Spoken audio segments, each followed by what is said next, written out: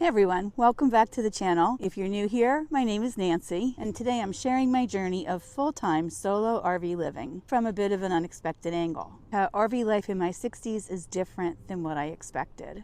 You see, I'm in my 60s, and when I first started this adventure, I had a very different idea of what it would be like. Spoiler alert, it's way more fun than I ever imagined. When I first started this adventure 2 years ago, I had a lot of expectations. I envisioned it all. Me, my dogs, my RV, the open road, like some kind of peaceful, serene, slow-paced adventure. Waking up with incredible views every day. The truth? Well, let's just say it's more like a wild roller coaster ride than a slower, more scenic ride. So grab a cup of coffee or your favorite adult beverage, and let's talk about how RV life in my 60s turned out to be slightly different than what I thought. There are so many great things about RV life. First, I get to wake up in new places, states, campgrounds, every day. One day I might be next to a lake, and the next I'm in the middle of a vineyard. Or a beautiful pine forest, or a field with sheep.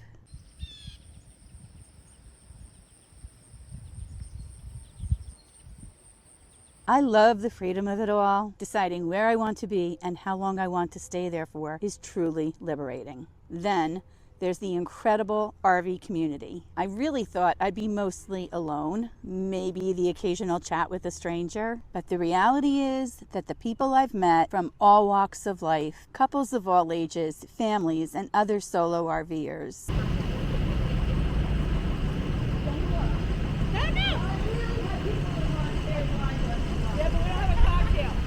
Everyone is so friendly and helpful and always ready for a good conversation or potluck dinner.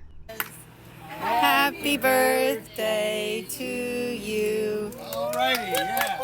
Who knew that there was such a strong sense of community amongst RVers? Plus, the simplicity of living in a tiny home has forced me not only to declutter, but to be very intentional about what I bring back into my home.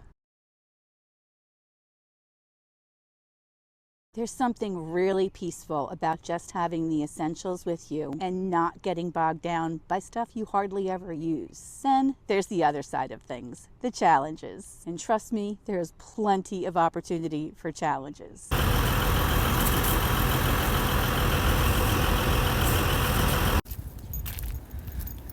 Good morning. Day 4 of my trip, day 3 of being in the shop.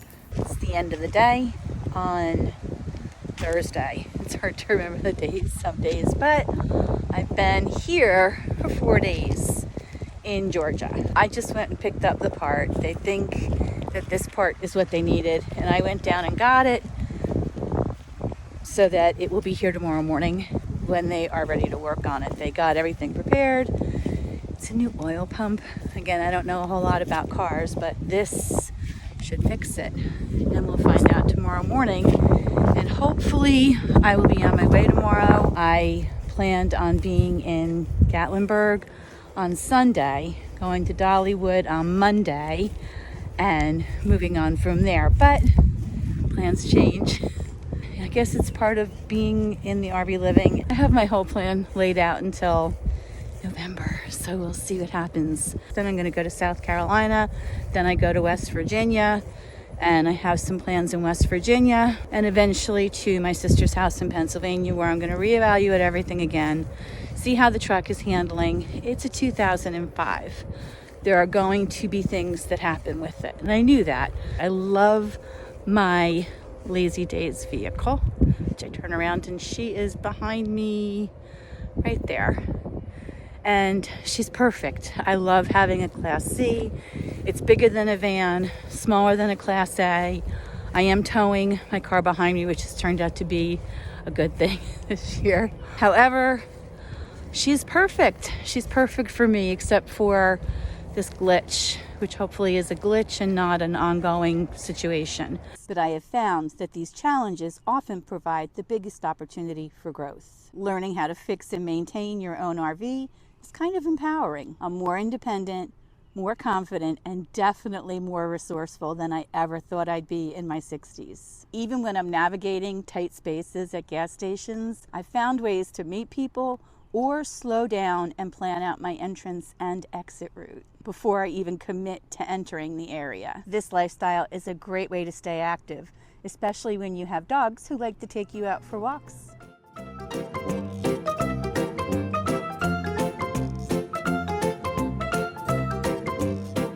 I find I get my 10,000 steps in almost every day without even trying. RV campsites, whether urban or remote, are great places to get out and walk. I've spent days hiking in national and state parks and experiencing breathtakingly beautiful scenery.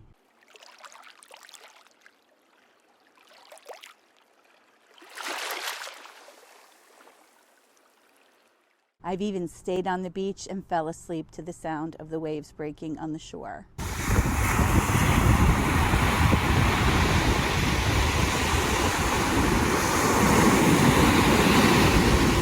And I'm looking forward to all the other places that I still plan on traveling to. So what have I learned from RV life in my 60s? Well, I've learned to be flexible, to be open to new experiences, but the flexibility is key. Everything is not always going to be perfect. With long travel days over sometimes bumpy roads,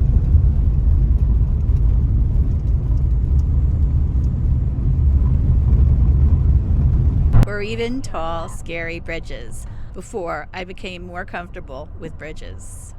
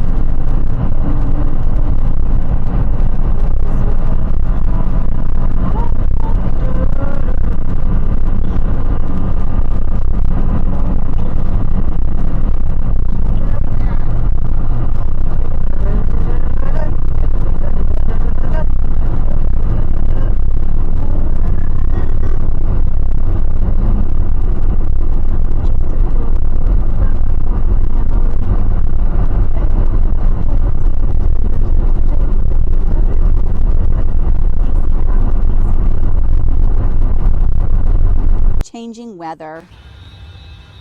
So this afternoon it rained a lot, and this is why they call it the low country.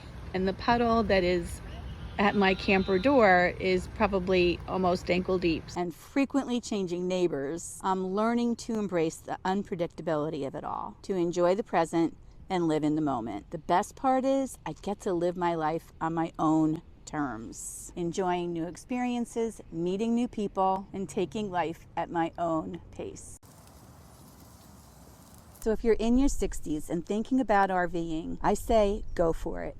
There's no age limit on adventure. This lifestyle has completely exceeded my expectations, and I'm having the time of my life. You don't have to have it all figured out to start. Things have a way of just falling into place as you go. The beauty, the people, the challenges, and the growth. It's all part of this amazing journey. So that's a glimpse of my experience of full-time RV life in my 60s. If you're considering this lifestyle, or if you're already on the road, I'd love to hear your thoughts and experiences in the comments below. Don't forget to like, subscribe, and even share this video if you found it helpful.